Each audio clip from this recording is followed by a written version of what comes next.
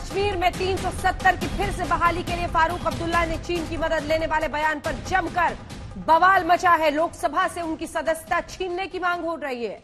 इस बीच कांग्रेस के सलमान खुर्शीद फारूक अब्दुल्ला के समर्थन में उतरे हैं। ये रिपोर्ट देखिए, फिर चर्चा की शुरुआत करेंगे। हम आपको सुनाएंगे शहीद कर्नल संतोष बाबू की पत्नी की बात और फिर पूछेंगे फारूक अब्दुल्ला के समर्थकों से, क्या वो आज भी चीन के साथ खड़े हैं?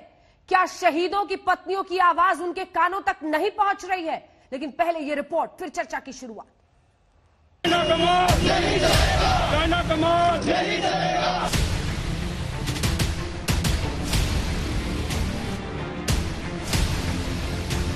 उन्हें वो पसंद नहीं आए। अल्लाह करे कि उनके इस जोर से हमारे लोगों को मदद मिली और हमारा ये 370 और 35A रिस्टोर हो।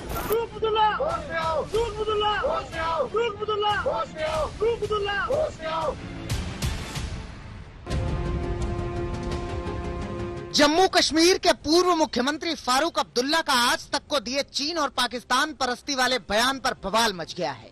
जम्मू में डोगरा फ्रंट ने मोर्चा निकाला और सूबे के पूर्व सीएम को चीन का नागरिक बता दिया। डोगरा फ्रंट ने फारूक अब्दुल्ला की लोकसभा सदस्यता रद्द करने की मांग तक कर डाली। पार्लियामेंट के श्रीमान स्पीकर जी, इसकी सदस्यता जितने भी के मेंबर पार्लियामेंट है पीडीपी के हैं, जो पाकिस्तान की भाषा बोलते हैं, उनको निरस्त करो, खाली करो। इसके बाकी जो लोग पार्टी के भी हैं, उनका कार्यालय, इन सबको यहाँ से चलता करो चाइना। ये अब चाइना से चुनाव लड़ेंगे श्रीमान फारूक अब्दुल्ला जी। फारूक अब्दुल्ला के खिलाफ आक्रोश की अगली कड़ी की तस्वीरें देखने से पहले आइए सुन लेते हैं कि 370 की वापसी को लेकर उनका प्लान आखिर है क्या। मैंने तो चीन के प्रेसिडेंट को कभी यहाँ बुलाया नहीं। हमारे वजीर आजम ने उसको गुजरात भी बुलाया, उसे झूले पे भी बिठाया। उन्होंने आर्टिकल 370 को लेकर ये कहा कि हमें ये कबूल नहीं है और जब तक आप आर्टिकल 370 को रिस्टोर नहीं करेंगे हम रुकने वाले नहीं हैं, क्योंकि तुम्हारे पास अब ये खुला मामला हो गया है। अल्लाह करे कि उनके इस जोर से हमारे लोगों को मदद मिले और हमारा ये 370 और 35A रिस्टोर हो। और फारूक अब्दुल्ला के इसी बयान और इसी सोच पर जमकर जम्मू से लेकर दिल्ली तक सियासत हो रही है। दिल्ली में हिंदू सेना के कार्यकर्ताओं ने चीनी दूतावास के आसपास पोस्टर चिपका दिए और चीन से जम्मू कश्मीर के पूर्व सीएम को अपना नागरिक बनाने की अपील कर डाली।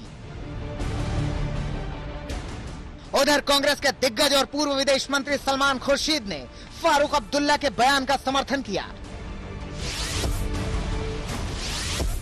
बोले, आर्टिकल 370 पर फारूक अब्दुल्ला के हालिया बयान से साफ है कि सरकार से जम्मू कश्मीर को लेकर गलती हुई है। सबको भूल जाइए। अटल बिहारी वाजपेयी के जमहूरियत, कश्मीरियत, इंसानियत को याद कीजिए।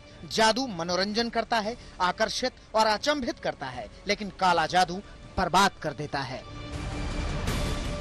इस बीच फारूक अब्दुल्ला के बयान को बीजेपी ने देश विरोधी कहा और फारूक के साथ साथ कांग्रेस के सांसद राहुल गांधी को भी निशाने पर ले लिया।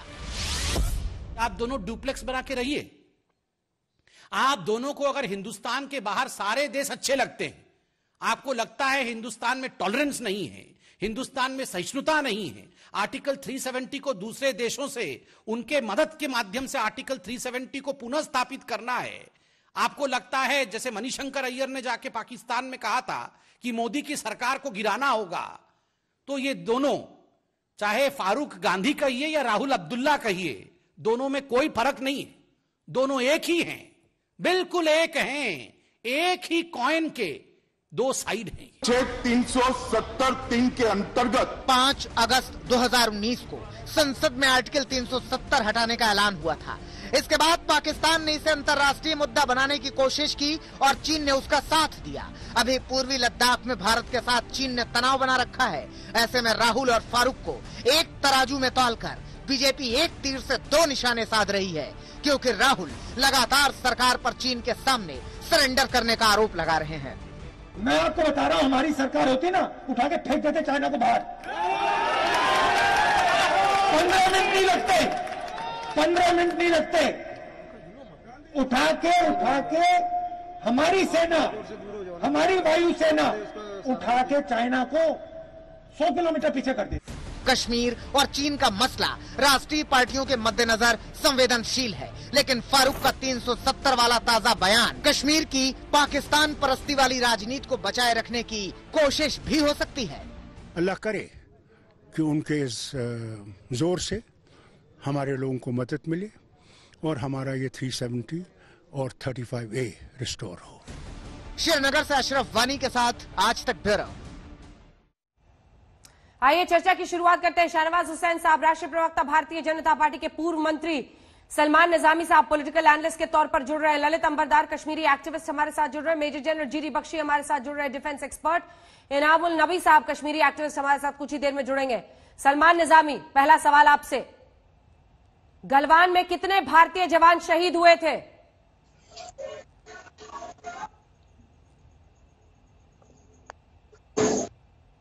हेलो, आवाज आ रही है? जी जी, देखिए गलवान में कितने भारतीय जवान शहीद हुए थे? 20 जवान शहीद हुए। कर्नल संतोष बाबू की पत्नी की बात सुनी है आपने? बिल्कुल सुनी, और शर्म की बात है कोई भी भाजपा का नेता आज मौजूदा सरकार से ऐसी दुश्मनी हो गई कि चीन से हाथ मिलाने को तैयार हो गए। और उनके आज साथ मौजूदा सरकार से ऐसी दुश्मनी हो गई कि आप चीन से हाथ मिलाने को जुट गए, भूल गए उस शहीद की पत्नी की आवाज।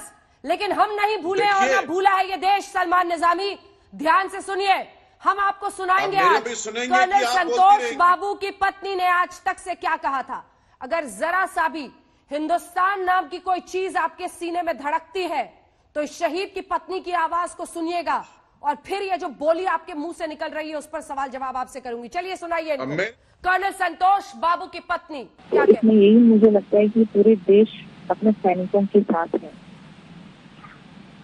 तो मैं ये भी खुशी हूँ कि जो मेरा पति और सैनिकों ने जो सैक्रिफाइस किया है देश के लिए, इसको व्यर्थ नहीं होना चाहिए। अब सब कह रहे कि हम सब साथ में हैं, पूरा देश मेरा साथ में है करके। मेरा ही पति नहीं, मेरे जवान का भी एक जो हुआ है, मैं उस 20 लोगों जवान ने इस समय पे शामिल हुआ है। वी हैव अ स्ट्रेंथ, ठीक है, हम यूनिटी में है, पूरा देश है चाइना को भगाने के लिए वहां से। हमने तारीख के साथ सुना दी कर्नल संतोष बाबू की पत्नी की बात। आज तक से उन्होंने कहा था, यही भरोसा उनके मन में था जो वो सामने रख रही थी कि पूरा देश एकजुट रहे। लेकिन आप लोग बाज नहीं आते। सलमान निजामी, चीन में भी आपको दोस्त नजर आने लगता है, अब जवाब दीजिए। देखिए, मैं इस बहन के साथ खड़ा हूं, और शर्म की बात यह नहीं खड़े हैं आप कि जब, सुनिए मेरी बात, और जब ये सैनिक शहीद हुए हमारे देश के, उसके बाद शर्म की बात यह है कि भाजपा सरकार ने चाइना से लोन लिया 9,000 करोड़।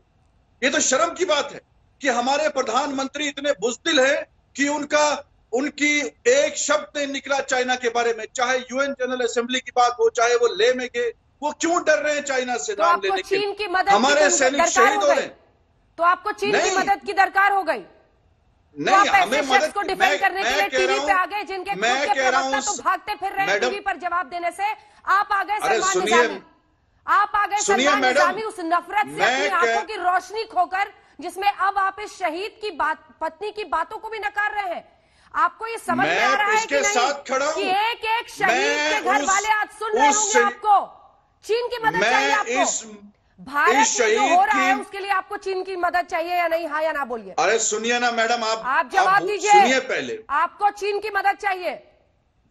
मुझे चीन की मदद नहीं चाहिए। तो क्यों मैं चीन नहीं गया, वो मोदी जी के, वो मोदी जी के चीन, वो पाकिस्तान मोदी जी के बिरयानी खाने। मैं चीन नहीं गया, ना फारूक अब्दुल्ला चीन गया, ना राहुल गांधी चीन गया। वो तो ये लोग गए और झूले में नचा रहे थे चाइना के वहां के प्रेसिडेंट को, झूले में नचा रहे थे। कान तक आवाज पहुंच रही है। फारूक अब्दुल्ला जो बोल रहे हैं, मैं सुनिए, मैं कहता हूं कि 370 पाकिस्तान ने नहीं दिया, ना चाइना ने दिया, यह हमारा अंदरूनी मामला है। हाँ। लेकिन मौका किसने दिया? आपने 370 हटाया और चाइना को मौका दिया। तो इससे पहले क्यों नहीं आपने चाइना अंदर घुसा? मौका आपने दिया। तो आज आप देखिए कश्मीर में मिलिटेंसी कितनी बढ़ चुकी है। हर रोज कोई ना कोई घटना हो रही है, हमारा सैनिक शहीद हो रहा है, सिविलियन मर रहे हैं, लेकिन वहां ना नौकरियां हैं, ना जॉब से कुछ भी नहीं है। आपने बर्बाद कर दिया जम्मू कश्मीर को।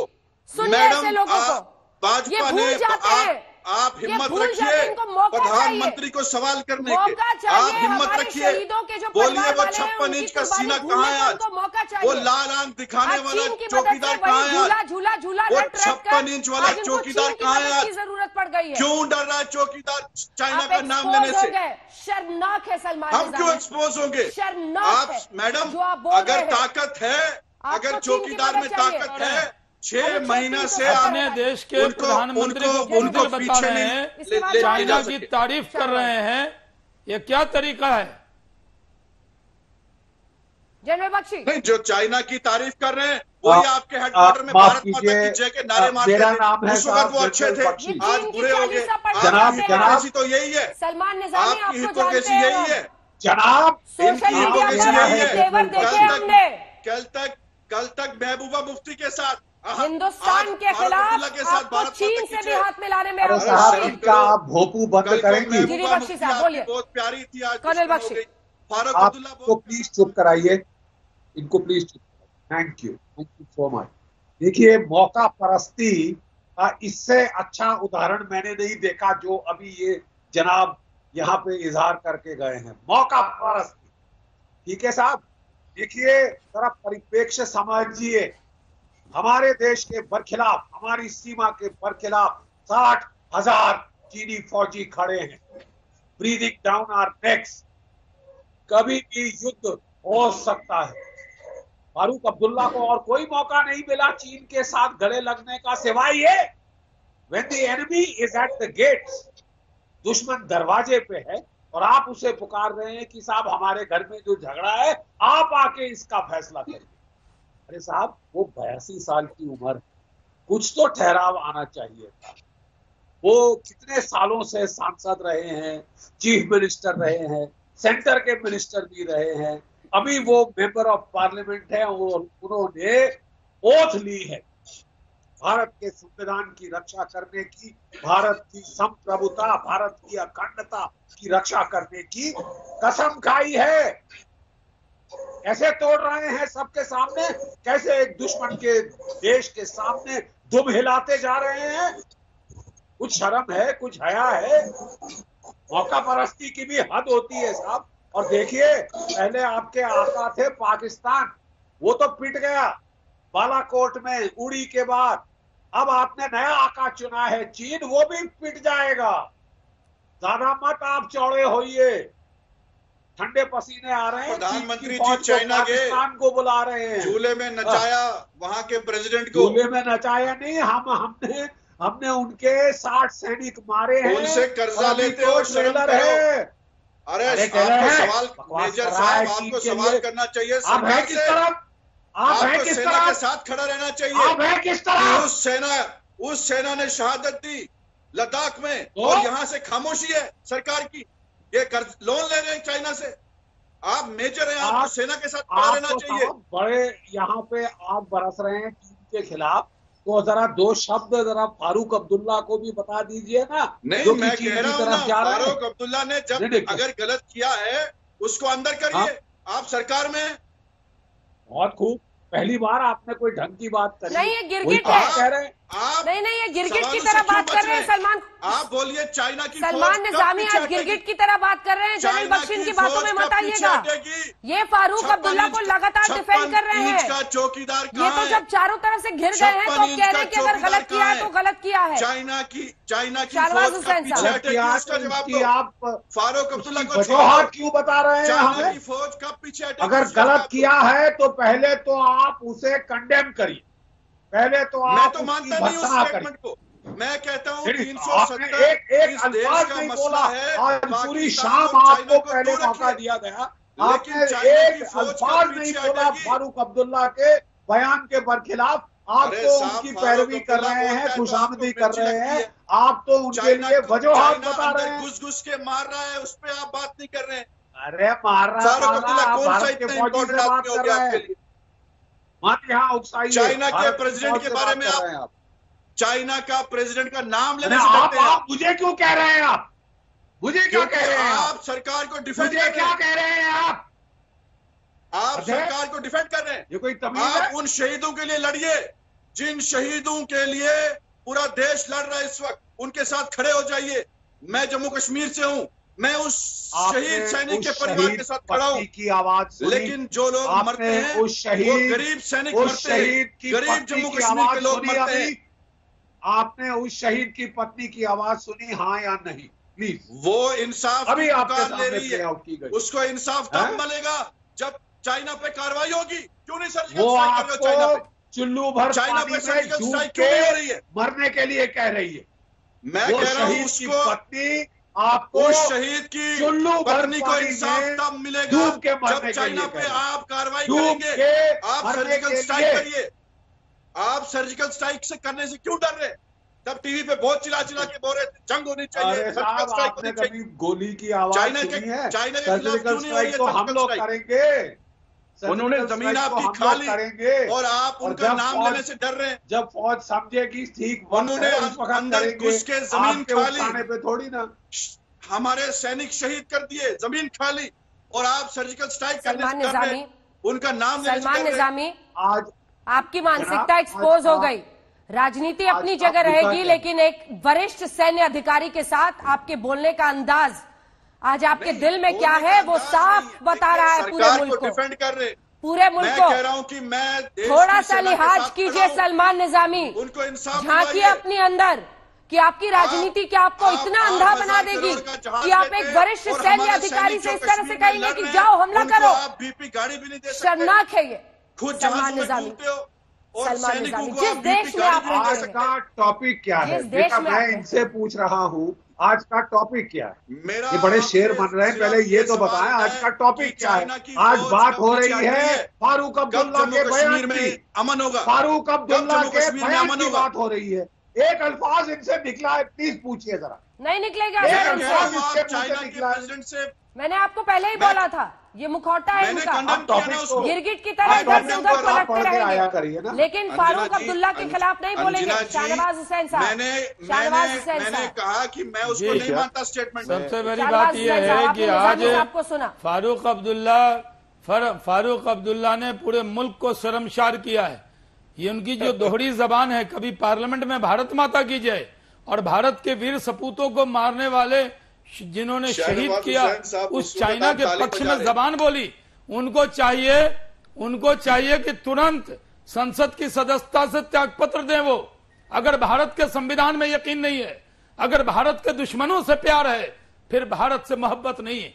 वो वही जबान बोल रहे हैं जो पाकिस्तान समर्थित आतंकी बोलते हैं, वो वही जबान बोल रहे हैं जो अलगाववादी बोलते हैं। फारूक अब्दुल्ला कभी कश्मीर में कुछ बोलते हैं, दिल्ली में कुछ बोलते हैं, संसद के अंदर कुछ बोलते हैं। बिरयानी क्या होता है?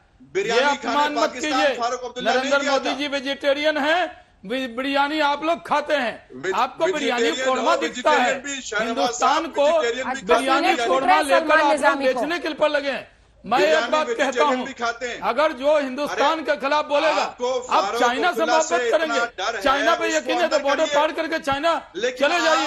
अगर चाइना और पाकिस्तान से मोहब्बत है तो हिंदुस्तान में रहकर, हिंदुस्तान की संसद में रहकर इस हिंदुस्तान का, इस माँ भारती का अपमान करे कोई, भारत माता का अपमान करे, 370 में कोई भी देशभक्त बर्दाश्त नहीं कर चाइना ने दिया। 370 देश का अंदरूनी मसला है आप भी वही बात बोल रहे हैं। 370 आप मान के चलिए, 370 हटा दिया तो हमने न्याय किया है। लेकिन मेरा सवाल ये है गए हैं कि आप क्योंकि हमने क्यों करना चाहते हैं? 19 में कब चाइना की फौज हमने लद्दाख से हटेगी? 26 से ज्यादा आतंकी मार दिए हैं। चाइना की फौज के अंदर सलमान निजामी के पसीने छूट गए। मिस्टर निजामी, मेरा सवाल ये यूटर्न ले लिया सलमान निजामी ने।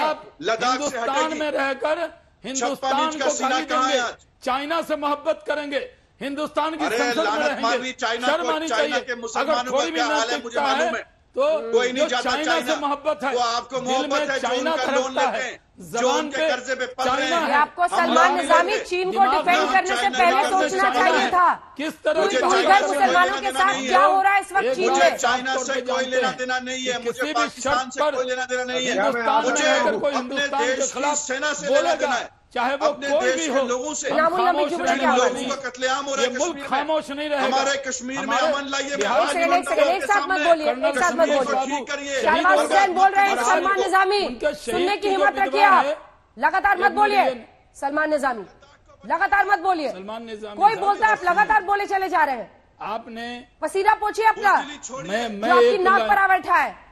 यूटर्न ले लिया आपने, 19 मिनट हुए 30 सेकंड दे दें, 4 सवाल दाग दिए जाए, फिर आप लोग पहुंच जाते हैं। रंजना जी आज आपने अपनी बात पूरी कीजिए। आज आपने जी मैं आपको कह रहा हूं, आज आपने इनको वक्त देकर इनको एक्सपोज किया है। फारूक अब्दुल्ला ने जो बोला उससे भी खराब सलमान निजामी बोल रहे हैं।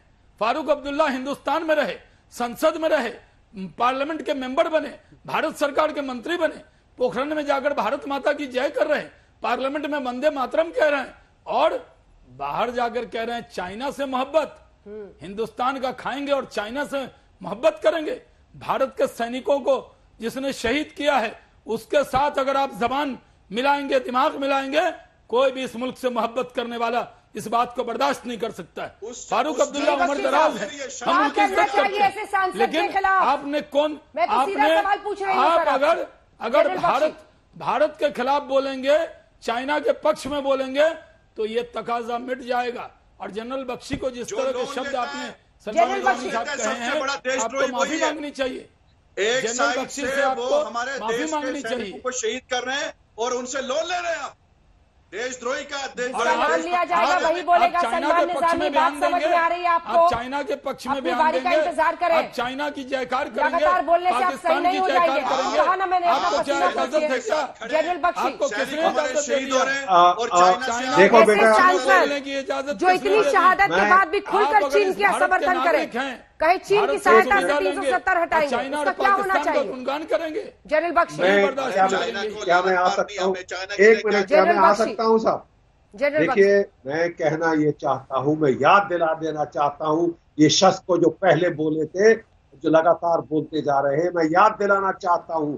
अरे जरा झांको, शिनजियांग में झांको, वहां के मुसलमानों का क्या हाल किया है, क्या हश्र किया है चीन ने। अरे साहब, मस्जिदें बंद कर दी हैं, अजान नहीं होने देती, लाउड स्पीकर हटा दिए हैं, दाढ़ियां कटवा दी है, बुरके हटवा दिए। उस चाइना से लोग 6 लाख उस चाइना से ये लोन लेते हैं। देखिए, उस चाइना को झूले में नचाते हैं। एक डिबेट की कोई मर्यादा होती है, आप बीच में मत चिल्लाइए। सलमान निजामी बीच में मत बोलिएगा अगली बार। मेरे को बोलने मैं कह रहा हूं आप 6 लाख मुसलमान चीन ने जो है वो कॉन्सेंट्रेशन कैंप्स में डाल दिए, साहब अपने लेबर कैंप्स में डाल के। सलमान निजामी, आखिरी बार समझा रही हूँ आपको, जाएंगे बीच में मत बोलिएगा। पता चलेगी, सबसे पहले तुम्हारी दाढ़ी कटेगी। मुसलमानों का हाल देखिए। अरे तुम जाओ वहां पे, तुम्हारी पहले दाढ़ी काटेंगे, तुम्हारा नाम बदली करेंगे। कोई मुसलमान नाम चीन में वो अलाउ नहीं कर रहे हैं। ऐसे चीन की पैरवी खुशामदी कर रहे हैं आप लोग। चाइना तो गलत है ही, हमारे देश में कौन सा अच्छा काम हो रहा है? पलटे, यूटर्न मारा जबरदस्त सलमान निजामी ने। प्रोग्राम शुरू होने से 22 मिनट होते होते 18 मिनट पर ही वैसे आपने यूटर्न मार लिया था। कल से आप उन्हें डिफेंड किए चले जा रहे हैं। इनामुल नबी, मैं आपके पास अब आना चाहती हूँ। चीन की मदद की बात कर रहे हैं, कश्मीर के मसले पर फारूक अब्दुल्ला। पूरे दुनिया में अगर मुसलमानों पर जुल्म ज्यादती है तो चाइना के अंदर है, और सलमान निजामी आप चाइना की पैरोकारी कर रहे हैं। फारूक अब्दुल्ला को उइगर मुसलमानों का दर्द देखा नहीं जा रहा। अमेरिका ने उठाया, भारत ने उठाया, और आप चाइना कर रहे हैं। चाइना आपको जीने नहीं देगा। चाइना जाके देखिए, आपको हलाल खाने नहीं देगा, नमाज पढ़ने नहीं देगा, आपको मुसलमान रहने नहीं देगा, आपको लाल सलाम कराएगा, इबादत करने की इजाजत नहीं देगा, मस्जिद पे ताले लगवा देगा। आप किस चाइना की बात कर रहे हैं? शहनवाज हुसैन निजामी साहब तो कहाँ से निकले थे, कहाँ पहुंच गए इनामुल नबी, आप बताइए। क्या मजबूरी है? चीन की पैरोकारी करने वाले ऐसे सांसद का क्या होना चाहिए? नहीं तो आपने आप खुश नसीब हैं, आपको अल्लाह ने आप पर नवाजिश की है कि आप हिंदुस्तान हैं। फख्र कीजिए कि आप हिंदुस्तानी मुसलमान हैं। अगर चाइना के मुसलमान होते आपको नमाज गांधी का हिंदुस्तान नहीं है जहाँ मॉब लिंचिंगें हो रही हैं, कश्मीर में कत्लेआम हो रहा है। आपको नमाज की इजाजत नहीं होगी चाइना में। फारूक अब्दुल्ला और आप दोनों चले जाइए, आपको हलाल नहीं हराम खिलाएंगे वहाँ। वो चाइना के लोग नहीं है, मुसलमानों को हलाल खाना नहीं खाने देते। आपको बीजेपी को, मैं बीजेपी के साथ नहीं हूँ। चाइना से इतनी मोहब्बत क्यों है? आपको चाइना से इतनी मोहब्बत क्यों है, बता दीजिए। मेरे चाइना से इतनी मोहब्बत क्यों है? 10 पुश्तियां चाइना के पक्ष में बोल रहे हैं? वो आपको सर्टिफिकेट देने की जरूरत है शहनवाज साहब, मुझे नहीं। आपके वो भी क्या कह रहे में हो, वो आपके लीडर आपको बोलते हैं कागज दिखाओ, हम कागज नहीं दिखाएंगे, आप क्या कहेंगे? दिखाएंगे, आप कहेंगे चाइना कहेंगे क्या? आपके लोग शर्मिंदा नहीं हो रहे होंगे? सलमान निजामी थोड़ा मैं आपको कह रही हूँ, बोलेंगे चाइना का पक्ष लेंगे। सलमान निजामी, चाइना की तरफदारी मत कीजिए निजामी साहब। ऐसे सांसद के साथ क्या होना चाहिए इनामुल नबी, जो खुलकर चीन के पक्ष में बात कर रहे हैं, कह रहे हैं उनकी सहायता से कश्मीर में बदलाव लाएंगे। अंजना जी बोलिए। हाँ, इनको पहले चुप करें। मैडम आपको पता है एब्रोगेशन के बाद जो यहाँ पर रीजनल पार्टीज है वो एक्सपोज हुए हैं, चाहे वो नेशनल कॉन्फ्रेंस हो या पीडीपी हो। कांग्रेस की मैं बात करता हूँ। पहले नेशनल कॉन्फ्रेंस की तरफ से स्टेटमेंट जारी हुआ था तो मैं उसके बारे में बात करता हूँ आपसे। ये अपने आप को रेलेवेंट रखने के लिए ये बहाने बनाते हैं, बातें करते हैं। इन्होंने न सिर्फ आज बल्कि कांग्रेस से मिलकर 1947 से लेकर आज तक कोई कसर बाकी नहीं रखी है कश्मीरियों को इस्तेसाल करने में। जिस तरह ये अपने आप को यहाँ 370 का ड्रामा नचाकर अब बातें करके चाइना की मदद लेकर जिस तरह ये स्टेटमेंट दे रहे हैं, अपने आप को रेलेवेंट बनाने की कोशिश करे, वही चीज 370 और चाइना कांग्रेस अपने आप को रेलेवेंट करा रही है। ये जो बंदा भी कांग्रेस का चिल्ला रहा था ना, कत्लेआम कत्लेआम कत्लेआम, इनसे पूछे इस कत्लेआम के जिम्मेदार तो यही हैं। आग तो इन्होंने लगाई, 1987 भूल गए। प्रॉब्लम किसने क्रिएट की? गन कब से इरप्ट हुआ? 1987 किसने किया? ऑपरेशन कैच एंड किल किसने किया? यार ये लोग तो आप ही थे, आज आप कत्लेआम कह रहे। 370 में राज्यसभा के आपके एमपीज ने वोट दिया 370 हटाने के खिलाफ, यहां पर आप 370 कर रहे। यार आप तो तीर पर तीर चला रहे और कश्मीरी उसको झेल रहे हैं। कैसी बात करते हैं? किस तरह आप कहते हैं कत्लेआम फिर कांग्रेस की वकालत भी करते हैं। बीजेपी ने सुनिए मेरी बात, जो हालात पीछे मैंने सपोर्ट ही नहीं किया। आप पूरी बात तो सुनिए, ये ड्रामा रचाना बंद करे। यहाँ कोई किसी से नहीं डरता है। बीजेपी ने जो किया ओपनली किया। आपने तो पर्दे के पीछे मारकर हमारा छुरा घूमा। आपने तो पर्दे के पीछे से वार किया कश्मीरियों को। आपने 370 को टेम्परेरी रखा और आज तक कश्मीरियों के साथ इस्तेसाल किया, जम्मू कश्मीर के अवाम के साथ इस्तेसाल किया। आप तो करप्शन में बिजी थे, आप तो 2G स्कैम में बिजी थे, आप तो वहां और भी बड़े बड़े स्कैमों में बिजी थे। आपको क्या पड़ी थी कश्मीर की? आज जब आप मिनिमल सिंगल डिजिट पर रह गए, आज आपको कश्मीर याद आ रहा है। 87 का बता दीजिए ना, 87 का बता दीजिए। बीजेपी ने जो भी किया खुले में किया, बीजेपी ने जो भी किया खुले में किया, लेकिन आपने क्या किया? आपने पर्दे के पीछे एक करके यहाँ पर कत्लेआम को फैसिलिटेट कराया। तब तो आपको कोई फिक्र नहीं थी। ढंग का एक सवाल हुआ, सलमान निजामी इसका जवाब दीजिए। कश्मीर को बदनाम आप जैसे लोगों ने किया, जो एक बार यहाँ पर दिल्ली में बात करते हैं। जो भी आपसे सवाल पूछे वो बीजेपी का समर्थक आपको दिखने लगता है। जवाब दीजिए उनकी बात का। देखिए आप मुझे बीच में नहीं बोलिए, मैं आपको सवाल का जवाब देता हूं। से हमें जम्मू कश्मीर में जो हालात बने हैं वो किसी को भी पूछिए आप, छोड़िए बीजेपी कांग्रेस एनसीपी। मुझे बताया ना सरकार 6 सालों में क्या हुआ? आप कत्लेआम कर रहे थे ना अभी। 1987 की बात करें, पहले नौकरियां बनी। बात करें ना। आज चाइना जो है आपकी जमीन में घुसा हुआ है। जवाब देने की आज 1987 को तरफ से आप कत्लेआम की बात छोड़ो यार, नौकरियां पता नहीं किसके यहाँ 87 किसने स्टार्ट किया? 87 में क्या हुआ? छोड़ो। तो 87 में क्या हुआ? तब प्रोग्रेस हुई ना, फिर उसके बाद आप 2014 में आप देखिए, 2002 में देखिए, 2002 में देखिए मिलिटेंसी कहां पहुंची, क्योंकि मैं आपको एक्सपोज कर रहा हूं। 2002 में मिलिटेंसी खत्म हुई, बीजेपी के एजेंट बन के यहाँ इसमें पर्दे में रखने वाली कौन सी बात है? तो 87 की बात मिलिटेंसी का खत्म हुई, ने जो काम किए मिलिटेंसी का खत्म हुई, यहाँ का कत्लेआम खत्म हुआ, यहाँ पर 87 से जम्मू कश्मीर में चल रहा है, बीजेपी के एजेंट बन के पे आ जाते हैं बैठने कश्मीर के 1987 में आप यहाँ पर फितना न करते तो आप 2020 की बात करो, 2020 की बात करो, 87 में चाइना अंदर नहीं घुसा था, 87 में चाइना अंदर नहीं घुसा था, 370 को हटाने में राज्यसभा ने सपोर्ट आपने कैसे किया? फिर आप तो 370 कर रहे हैं, सपोर्ट किसने किया? सपोर्ट किसने किया? सपोर्ट का तो बता दीजिए।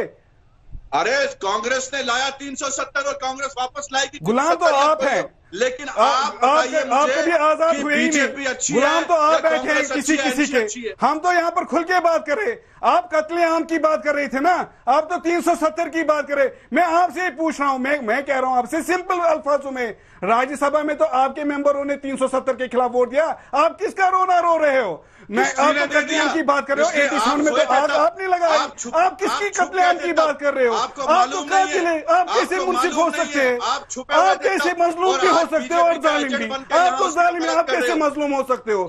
मुझे इस बात मैं ये बात समझने से कासिर हूँ। बीजेपी जो भी कुछ कर रहा है, बीजेपी से हमारा लाख इख्तिलाफ है, बीजेपी के साथ हमारा लाख इख्तिलाफ है, बीजेपी की मैं बात ही नहीं करना चाहता हूँ। वो आज एनसी की मुखालफत कर रहे हैं, ये बीजेपी एनसी के साथ रही है सरकार में, बीजेपी का भी कोई रोल नहीं बनता है, बीजेपी का भी कोई मॉरलिटी नहीं बनती है एनसी के खिलाफ बोलने की, क्योंकि एनसी और बीजेपी सरकार में रही है, आप और आपस में भी सरकार है। लेकिन 87 की बात करें ना, आप तो कत्लेआम कर रहे थे। किसका कत्लेआम, किन्होंने किया?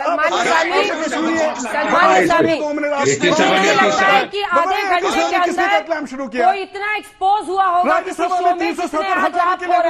किसने किसको किया? कल्पना नहीं की थी कि राहुल नबी भी आपसे ऐसा सवाल पूछेंगे जिस पर आप एक के बाद एक और आपका झूठ इस तरह से एक्सपोज होगा। ललित अंबरदार, सलमान निजामी, जवाब नहीं है आपके पास, साफ सूझ जाता है एक सवाल पूछने पर, पूछने वाला आपको बीजेपी का दिखने लगता है। अरे भाई साहब, आप तो आपने लगाई, आप इस वक्त कत्लेआम कर रहे हो, मर तो हम रहे, आप वहां से कत्लेआम कर रहे हैं। पैदा भी नहीं हुआ होगा ये आज ललित अंबरदार जी, बन के यहाँ। अरे आप सोचिए कि आप कहाँ पर पैदा हुए और आप किस देश की वकालत कर रहे हैं? नहीं हुआ था, लेकिन हिस्ट्री तो है सलमान निजामी, जो आपने हिस्ट्री में सोचिए वो तो आप कहाँ पैदा हुए और किस देश की आज पैरवी करने उतरे हैं आप मैदान में? चीन जैसे मुल्क की पैरेदारी करने आप उतरे हैं यहाँ पर, उसकी पैरोकारी कर रहे हैं। लेकिन मुझे जवाब दीजिए, चाइना की फोर्स अपने आप को रेलेवेंट बनाने के लिए, अपने आप को रेलेवेंट बनाने के लिए इन्होंने हमें धोखे में रखा, इन्होंने हमें धोखे में रखा। इसके बाद आ रही हूँ, इतने इम्पोर्टेंट डिबेट को ललित अंबरदार, इतने इम्पोर्टेंट डिबेट आप कर रही हैं, पूछ लीजिए, फिर सामने वाला बीजेपी का हो जाता है। नामुल नबी को भी बोल रहे हैं, खुद चीन की पैरोकारी करने में आंखों का पानी सूख गया है, गायब हो गया है। अंजना जी, आप इतना इंपॉर्टेंट इश्यू डिस्कस कर रही हैं और उसको डिरेल करने की पूरी कोशिश हो रही है। आपने कर्नल संतोष बाबू का नाम लिया, कर्नल संतोष बाबू जैसे हजारों भारत माता के शहीद हिंदुस्तान में, मेरे ख्याल में आज की तारीख में कोई तहसील, कोई गांव, कोई शहर नहीं है जिसने अपना एक सपूत कश्मीर के नाम शहीद नहीं किया हो आज तक। इसलिए जब आप बात करते हैं, ये जो दो बैठे हुए हैं वहां पे, ये इनकी कोई जागीर नहीं है। कश्मीर हिंदुस्तान का 130 करोड़ हिंदुस्तानी उस कश्मीर का हिस्सेदार है। 370 हट गया, पूरी तरह से हिस्सेदार हो गया। दूसरी बात जो मैं बात करता हूं, ये बहुत डेंजरस सिचुएशन है। फारूक अब्दुल्ला एक आम पृथकतावादी नहीं है। फारूक अब्दुल्ला हिंदुस्तान के पार्लियामेंट में एक चुना हुआ रिप्रेजेंटेटिव है। ये दूसरी बात है कि 14 लाख इलेक्टोरेट्स की जगह उसको वहां पे 1 लाख शायद वोट मिले होंगे, 2 डिजिट से थोड़ा सा, लगभग 10-11% मिले हैं और पूरा कश्मीर का ठेकेदार बन गया है। और इस परिस्थिति में जब हमारे जवान चाइना के विस्तारवाद को रोकने के लिए लड़ रहे हैं, वहां पे शहादत दी उन्होंने, और ये लोग इस युद्ध की परिस्थिति में जब एक आम आदमी भी दुश्मन के साथ हाथ जोड़ने की बात करता है, उसके ऊपर देशद्रोह का इल्जाम लगता है। अपील कर रहा हूँ, कई दिनों से अपील कर रहा हूँ पार्लियामेंट से कि इसको जेल में मत डालिए, गिरोह बन जाएगा। इसको पार्लियामेंट से दरखास्त कर दीजिए, निकाल दीजिए, दफा कर दीजिए। और सुनिए, ये पहली बार नहीं हो रहा है, ये क्यों कर रहा है? ये इसलिए करा क्यों आज 70 साल से हिंदुस्तान, सेकुलर हिंदुस्तान, दिल्ली में बैठी सेकुलर राजनीति इन लोगों को बर्दाश्त करती रही है। अब्दुल्ला परिवार कश्मीर का ओरिजिनल सेपरेटिस्ट इस्लामिस्ट है। आपने दिल्ली में जिन्ना को बोल दिया कि भैया 2 नेशन थ्योरी हमको नहीं चाहिए, पार्टीशन कर लो, पाकिस्तान रख लो, लेकिन कश्मीर में उसी शेख अब्दुल्ला को 370 और 35A के द्वारा एक जीता जागता पाकिस्तान अपने हिंदुस्तान की सरजमीन में पलते हुए देखा। क्या हुआ उसका? ये जो अभी कांग्रेसी बैठे हुए हैं ना, शेख मोहम्मद अब्दुल्ला, फारूक अब्दुल्ला का बाप, जो जवाहरलाल नेहरू का इतना बड़ा मित्र था, उसने अपना भविष्य, अपना करियर स्टेक पे रखा। उसी शेख अब्दुल्ला ने जवाहरलाल नेहरू ने शेख अब्दुल्ला को 10 साल जेल में कराया था। 10 साल, याद रखिए कांग्रेस को। हेलो, 10 साल जेल में था। रुक जाइए। कहता है कि मेरे बच्चे नौकरी के लिए नहीं मर रहे हैं, कौम के लिए मर रहे हैं, इस्लाम के लिए मर रहे हैं। आप प्लीज समझिए, कश्मीर में जो है कश्मीर जहाद है, उनकी ने ये गजवातुल हिंद की एक पड़ाव है। कश्मीर के लिए एक रास्ता है लाल किले को कब्जा करने का। जब ये बोलता है चीन हमारी मदद क्या निकला ना, इंशाअल्लाह अल्लाह हमारी चीन की मदद करे, चीन हमारी मदद करे। सुनिए, इस चीफ मिनिस्टर की नाक तले 19 जनवरी 1990 कश्मीरी हिंदू का नरसंहार हो रहा था। ये कायर शेख फारूक अब्दुल्ला भाग गया कश्मीर से और कश्मीरी हिंदुओं को उन दरिंदे जहादियों के हाथ में छोड़ दिया। आपने बर्दाश्त किया। दिल्ली में कश्मीरी हिंदू वापस आए, उसमें बोलो। मेंबर पार्लियामेंटेरियन है, बारामूला कॉन्स्टिट्यूशन से पार्लियामेंट में बैठता है। उसने जम्मू कश्मीर की असेंबली में 2-3 साल पहले क्या बोला? पाकिस्तान जिंदाबाद। और अब बेशर्म आदमी जब बाहर पत्रकारों ने पूछा कि तू बोला, कहता है कि मैं मुसलमान हूं। भावुक हो गया। आपने सह लिया दिल्ली में, आपने कश्मीरी हिंदू का नरसंहार सह लिया। इसने आदमी ने ये जो फारूक अब्दुल्ला है, ये इनकी विरासत है मैम, विरासत है। ये लोग जो ये आपस में बात कर रहे हैं ना, इनको बोला पाकिस्तान के खिलाफ बोलने के लिए, एक शब्द नहीं निकलेगा, क्योंकि इनका पाकिस्तान से रिश्ता क्या, ला इलाहा इल्लल्लाह है। आप समझिए बात क्या है। कश्मीर कोई पॉलिटिकल प्रॉब्लम नहीं है, इट्स अ सिविलाइजेशनल वॉर। सभ्यता की जंग है ये। तो इस्लाम परस्ती है वहां पे कश्मीरी नहीं है। आप इनको कश्मीरी बोलते हैं, इनको बोलो शामिर क्या कश्मीर अपने सिर पे लाया था 500 साल पहले? कश्मीरी लेफ्टिनेंट फयाज है जो देश के लिए मरता है। कश्मीरी ठीक है ललित जी, आपने इम्पोर्टेंट पॉइंट बोला है, आपने इम्पोर्टेंट पॉइंट बोला है। जनरल बख्शी बहुत देर से हाथ उठा रहे हैं। ललित जी, क्या मैं आ सकता हूं? पाकिस्तान ने रोटी छोड़ना देना बंद कर दिया, अब चीन के तलवे चाटेंगे। इन पे मत विश्वास कीजिए आप प्लीज। और बीजेपी को भी बोलना चाहता हूं, आप प्लीज वहां पे वो पुरानी शराब को नई बोतल में मत उतारिए। वो वही लोग हैं जो आपके सामने लोग बैठे हुए हैं। वो मर कौन रहा वहां पे? इनके परिवार से कोई नहीं मरता जहाज में। आम मुसलमान घर का छोटा बच्चा, उसका गरीब मुसलमान का बच्चा हो। जी जनरल बख्शी, हेलो, बोलिए जनरल बख्शी। देखिए, मैं कहना ये चाहता हूं कि 2 कश्मीर के खानदानों ने, अब्दुल्ला खानदान और जो ये मुफ्ती खानदान, भारतवर्ष के जो तकरीबन 70 साल में जितनी भी सेंटर की सरकारें थी, उनसे अच्छे तरह से पैसे खसोटे, करोड़ों रुपए खसोटे, ये कह के कि साहब हम तो सेंट्रिस्ट पार्टीज हैं, हम तो नेशनलिस्ट पार्टीज हैं। और जितना इन्होंने हुर्रियत का साथ दिया, पाकिस्तान का साथ दिया, शायद ही और कोई दूसरी पार्टी है। जब से ये लोग जेल में हैं, कश्मीर में पूर्ण शांति है। मुझे तो बहुत तकलीफ है कि दुल्लत साहब क्यों वहां गए और इसको छुड़वाया, फारूक अब्दुल्ला को। और जैसे ही छुड़वाया जेल से, क्या बेहुदा बयान दिया है पूरी दुनिया के सामने। नाक कटाने वाला, अपनी नाक कटाने वाला बयान दिया है। चाइना अंदर ये कहते हैं शांति है। नहीं, आप अली साहब, ये डिबेट किस पे हो रही है? थोड़ा प्लीज सलमान निजामी आवाज नीचे कीजिए। बीच में मत चीखे मारिए साहब, प्लीज मत चीखे मारिए। बीच में डिबेट करिए, मैं बोल लूं फिर आप बोलिए प्लीज। Thank you. दिल्ली में कुछ बोलते हैं, जम्मू में कुछ बोलते हैं। देखिए, मैं कहना ये चाहता हूं कि ये जो 2 खानदानों ने लूटा है भारतवर्ष को, ये बहुत हो गया। अब बस करना चाहिए इनको। इनकी सही जगह सलाखों के पीछे है, जहां ये थे इतने महीने, जैसे ही इनको कूलर से बाहर निकाला है, ये बड़बड़ करना शुरू हो गए हैं। दुल्लत साहब से बोलिए प्लीज हमें माफ करिए। ये जैसे बिल्कुल सही कह रहे हैं अंबरदार साहब कि old wine in new bottles में मत लाइए। वो कश्मीर बदलाव चाहता है, बदलाव हुआ है, फॉलो दैट थ्रू। हिम्मत, stick to what you resolve to do. बिल्कुल मत बीच में आप अपना वापस चले जाइए वो घिसी पिटी राह पे और दुल्लत साहब को बुला के अब्दुल्ला साहब को आगे करिए ताकि वो नमूना बनाए, शाहनवाज जी नमूना बनाए अपने देश का। वहां पे चीन की गंभीरता सरकार को देखनी पड़ेगी शाहनवाज जी। जो जनरल बख्शी कह रहे हैं, जानबूझकर जब मामला परिस्थितियां बेहतर हो चुकी हैं, उकसाने के लिए ये सब कुछ बोला जा रहा है। और जनरल बख्शी जो कह रहे हैं कि ये रास्ता फिर से नहीं दिया जा सकता आग लगाने का अपने राजनीतिक फायदे के लिए। देखिए, कोई ऐसा रास्ता आग लगाने का नहीं दिया जा रहा है। जब से धारा 370 हटी है, 800 से ज्यादा केंद्रीय कानून हमने निरस्त लगाए हैं। वहां 164 से ज्यादा राज कानून जो थे वो निरस्त किए हैं। हमने वहां पे शांति स्थापित की है। हम जम्मू कश्मीर के लोगों का हमने दिल जीता है। वहां बेहतरीन काम हो रहा है। फारूक अब्दुल्ला इसी से घबराए हुए हैं, तो जानबूझ के उनका बयान एक कबूलनामा है कि जो उनके पुराने सरपरस्त थे, जिन पर ये अलगाववादी यकीन करते थे पाकिस्तान पे, वो मान चुके हैं कि पाकिस्तान की अब कोई औकात नहीं है।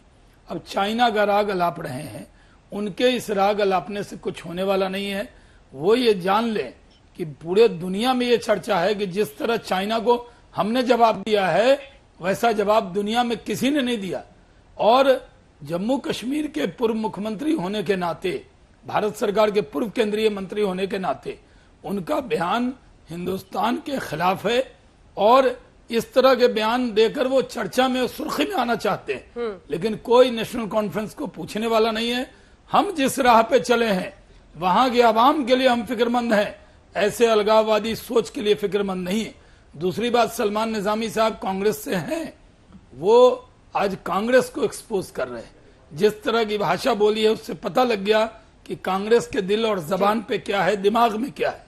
हम ये मानकर चले, चाइना की राग अलापते रहिए, लेकिन पूरे दुनिया को मालूम है ये चाइना ऐसा मुल्क है जहां कोई मजहबी आजादी नहीं है।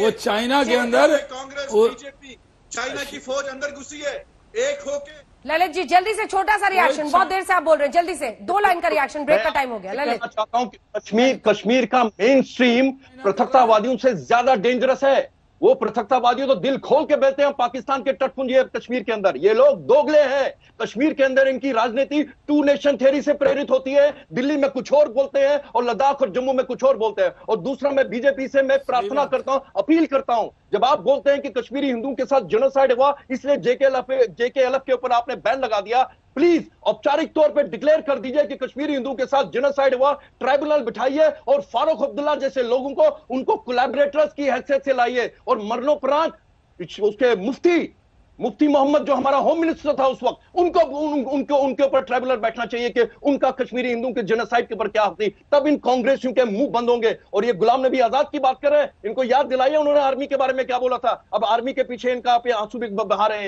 ये लोग। मैं आपसे अपील करता हूं, आपको कश्मीरी हिंदुओं के जेनोसाइड का जब आप ट्राइब्यूनल डिक्लेयर करते हैं, आपको कश्मीर के जहाज से लड़ने के लिए रास्ता खुलता है।